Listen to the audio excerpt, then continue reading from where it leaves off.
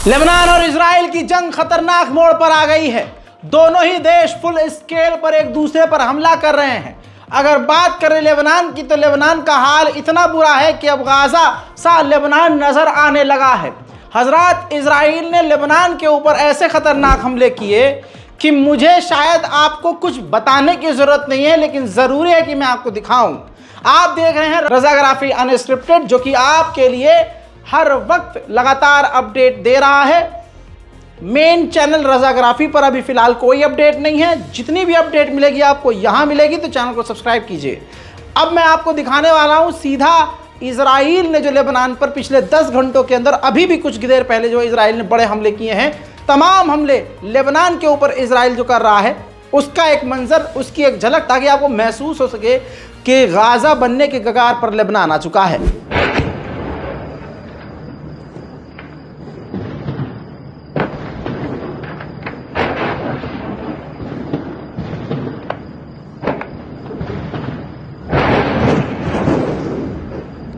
أنا بالموقع عشان حي ضربت قدامي على مجلة النشط علي بيس ضربت قدامي المباشر. تصفون على الصاد السيد هادي هلا في ضحية الإباء والشرف والمقاومة والضحية الجنوبية مباشرة على مجلة النشط علي بيس. عدو صهيوني غارة كثير كبيرة على الضاحية الجنوبية. السلام عليكم ورحمة الله وبركاته مشتركينا الكرام. الله يعلم تقريبا صبت فارق.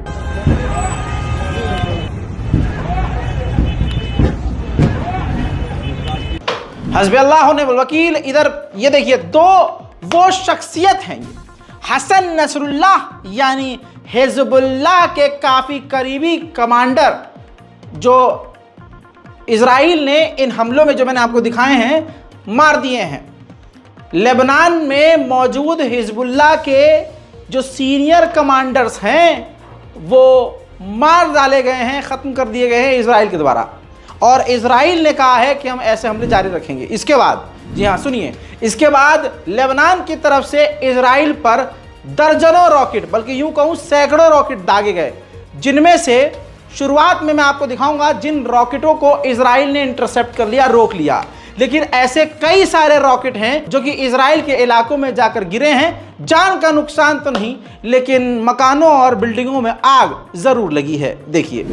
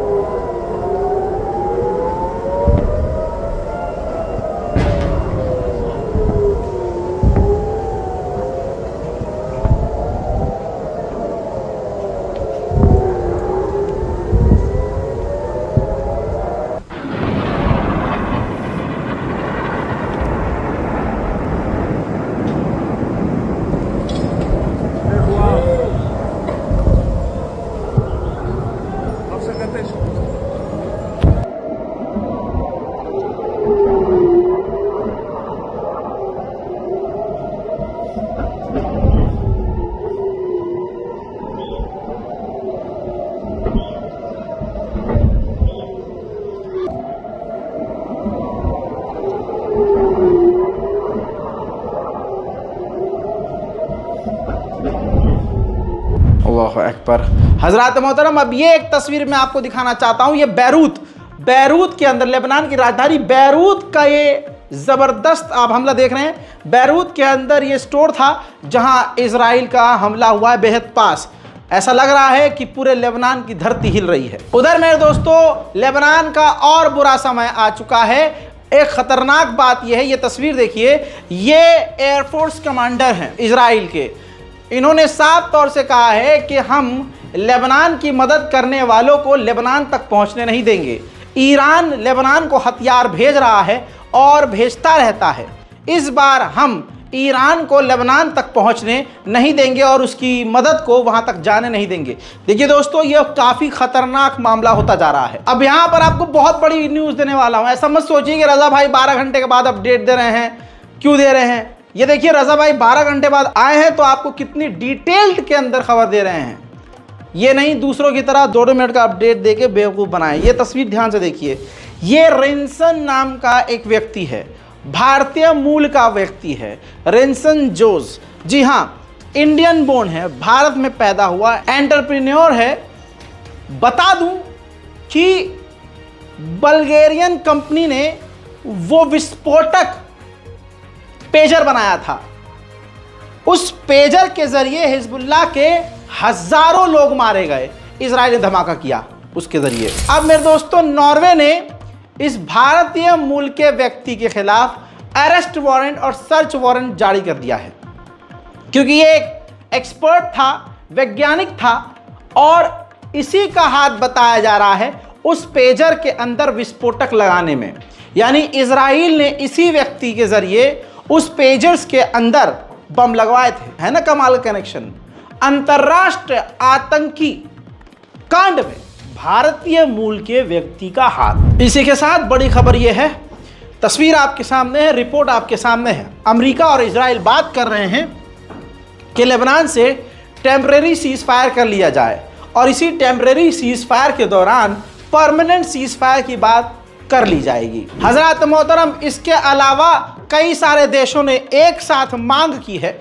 ये रिपोर्ट आपके सामने है, जिसमें ऑस्ट्रेलिया, कनाडा, यूरोपीय union, France, Germany, Italy, Japan, Saudi Arabia, United Arab अमारात, यूके और कतर, इन तमाम देशों ने मांग करी है कि तत्काल बेस पर, इमरजेंसी बेसिस पर 21 दिनों का लेबनान और इजराइल के बीच जंगबंदी यानी सीज फायर हो।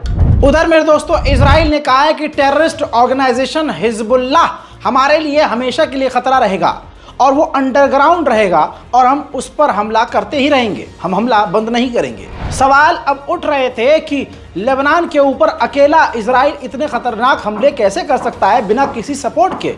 अमेरिका पर सवाल उठ रहे थे तो अमेरिका ने सफाई दे दी कि हमने कोई इंटेलिजेंस सपोर्ट इजराइल को नहीं दिया लेबनान पर हमला करने के लिए। उधर साउथर्न लेबनान का वाटर स्टेशन इजराइल ने तबाह कर दिया है। जी हाँ मेरे दोस्तों, यानी पानी और खाने, बेसिक चीज पर इजराइल हमेशा से हमला करता है। उधर लेबनान के आर्मी चीफ ने कहा है कि अभी भी पॉसिबिलिटी है कि हम लेबनान के अंदर जमीनी रास्ते से घुस जाएं।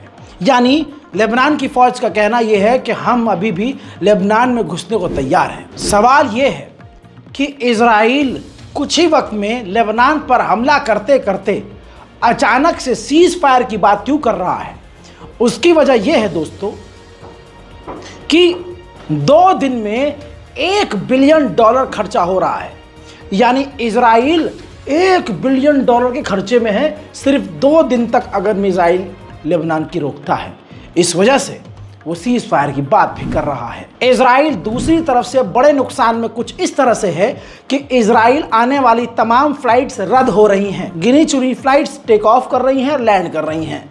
ऐसे में जो फ्लाइट्स कैंसिल हो रही हैं तो बची कुची ही फ्लाइट्स की जो टिकट्स हैं वो काफ़ी ज़्यादा महंगी हो चुकी हैं। एक ब्रेकिंग न्यूज़ अब आपको और दे रहा हूँ। कहानी में ट्विस्ट ये है, नेतन्याहू के दफ्तर से ये खबर लीक हुई है कि नेतन्याहू लेबनान से सीज फायर नहीं करेंगे। फिलहाल की इस ब्रेकिंग न्यूज़ में इतना ही। जल्द लौटूंगा और भी बड़ी जानकारियों के साथ। इस रिपोर्ट को शेयर कीजिए, इस बारकोड का इस्तेमाल कीजिए ताकि गाज़ा और फिलिस्तीन की कुछ तो मदद की जा सके। जय हिंद।